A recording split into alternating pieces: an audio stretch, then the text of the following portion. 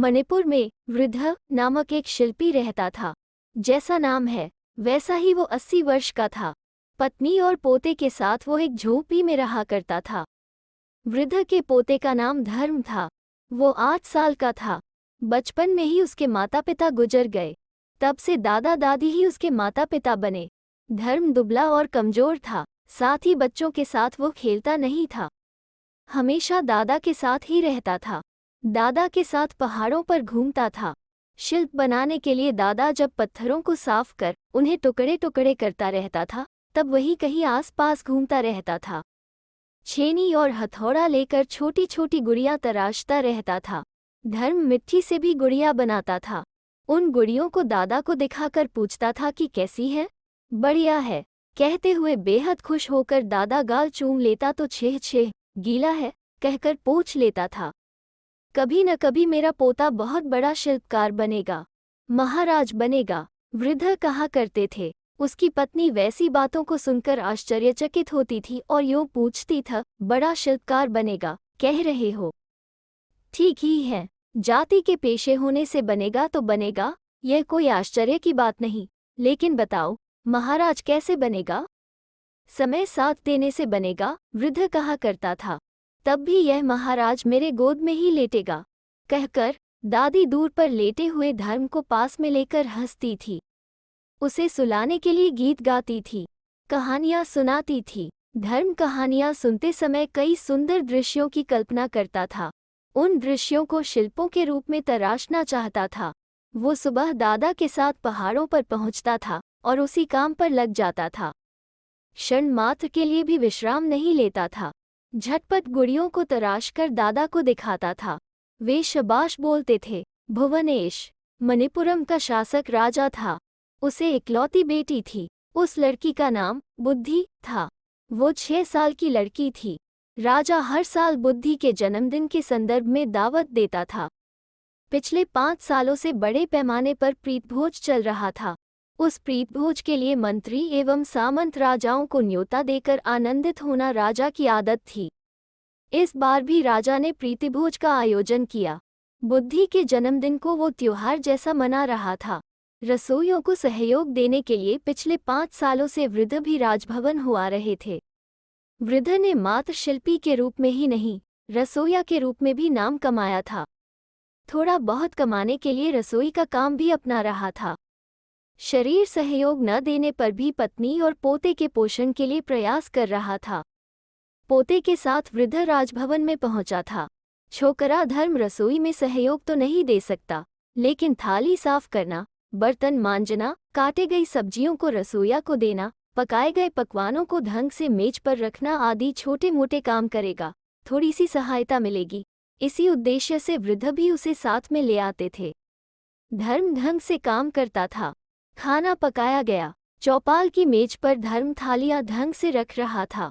मेज इस छोर से उस छोर तक थी। इस ओर 100 उस ओर 100 बैठकर खाना खाने की सुविधा थी। एक एक थाली को ढंग से मेज पर रखते समय धर्म ने एक गुड़िया को देखा। बाघ की गुड़िया, पुरानी गुड़िया, संगमरमर की गुड़िया, अच्छी तो है लेकिन दाढ़ टूट गई। उसे अच्छा नहीं लगा। दाढ़ टूटा हुआ बाघ बिल्ली के बराबर है, यूं सोचकर धर्म हंस पड़ा। राजकुमारी बुद्धि ने हंस रहे धर्म को देखा। क्यों हंस रहे हो? बुद्धि ने पूछा। उत्तर देने के पहले धर्म ने बुद्धि को आंखें फाड़ फाड़ कर देखा। मन ही मन सोचा था कि राजकुमारी गुड़िया की जैसी सुंदर है, आपके बाघ की गुड़िया बिल्कुल ठीक नहीं है।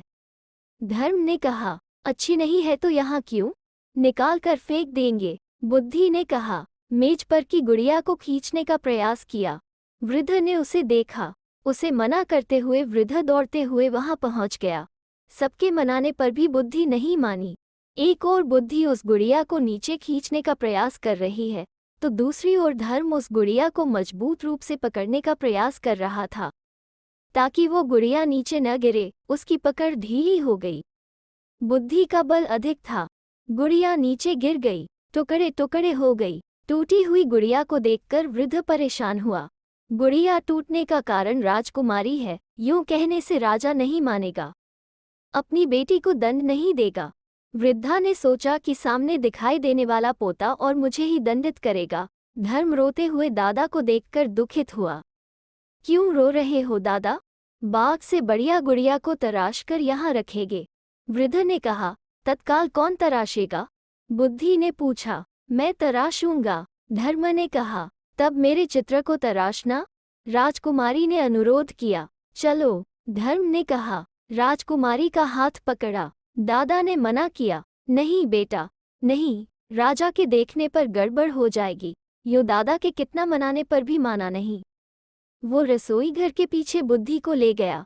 रसोई घर से राजकुमारी को धर्म का ले जाना रसोइयों ने देखा। वे, क्या हुआ, क्या हुआ? यूं पूछते हुए वृद्ध को घेर लिया। जो हुआ था उसे वृद्ध ने स्पष्ट किया। राजकुमारी की प्रतिमा तत्काल धर्म तराश सकता है क्या? असंभव, सभी ने कहा। तुम तराशोगे तो अच्छा रहेगा। सोचो, उधर सभी प्रीतिभोज के लिए सन्नद्ध हो रहे हैं। राजा आने के समय में वहां कोई गुड़िया नहीं होने से प्राण संकट की स्थिति होगी। वृद्ध को सभी ने चेताया। धर्म तराशेगा या नहीं तराश सकेगा मैं नहीं कह सकता, लेकिन मैं तत्काल किसी भी प्रकार की गुड़िया को तराश नहीं सकता हूँ। मेरे हाथ पैर नहीं चल रहे हैं, कांपते हुए वृद्ध ने कहा। उसने दीवार से सटकर आंखें मूंद लीं। रसोई घर के पीछे टूटा हुआ एक संगमरमर का स्तंभ 2 टुकड़ों में पड़ा हुआ। धर्म ने उसमें से एक टुकड़ा लिया, उसे सामने खड़ा कर दिया। पेड़ की छांव में बैठने के लिए बुद्धि से कहा। वो बैठी थी। बुद्धि को देखते हुए तेजी से शिल्प तराशने लगा। विशाल ललाट, बड़ी बड़ी आंखें, कली जैसी नाक, लाल रंग के छोटे होंठ, जैसे गोल चंद्रबिंब सा बुद्धि का मुख है।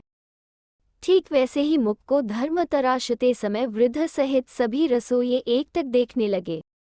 बुद्धि का सुंदर शिल्प आधे घंटे में तैयार हो गया। सभी ने कहा कि बिल्कुल बुद्धि जैसा ही है। उस लड़की की दुपट्टे की सिलवटें भी धर्म ने बखूबी तराशी थीं। काफी बढ़िया है। वो अपनी प्रतिमा को स्वयं देखकर फूली न समाई, उसे चूम लिया। इतने में सखियां उसे ढूंढते हुए वहां पहुंचने पर उनके साथ अपने को अलंकृत करने के लिए ले गईं।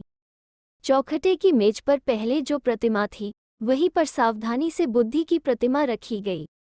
दावत का इंतजाम पूरा हुआ। मंत्री एवं सामंतों के साथ भुवनेश भी वहां पहुंच गया। मेज पर की प्रतिमा को उसके साथ सभी ने देखा। खूब अच्छा है, खूब अच्छा है, यूं कहकर सभी सराहने लगे। सचमुच राजकुमारी के बैठने के जैसा है। दुपट्टे की सिलवटें भी तराशना अद्भुत है। सभी ने कहा। इस प्रतिमा को किसने तराशा, कब तराशा? पूछ लिया। जान लिया कि वृद्ध के पोते ने तराशा था। उन दोनों को प्रवेश कराओ, भुवनेश ने आज्ञा जारी की।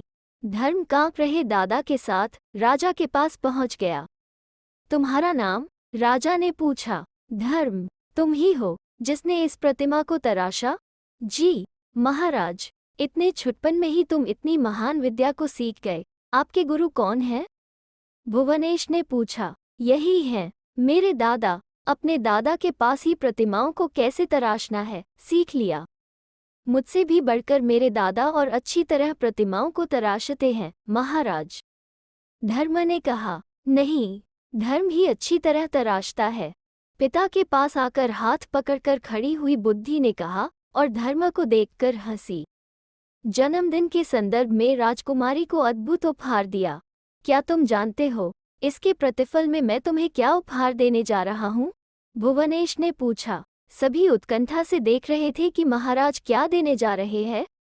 मैं तो महाराज हूँ, मेरे साथ, मेरे बगल में बैठकर प्रीतिभोज करो। यही है आज तुझे जो उपहार देना चाहता हूँ।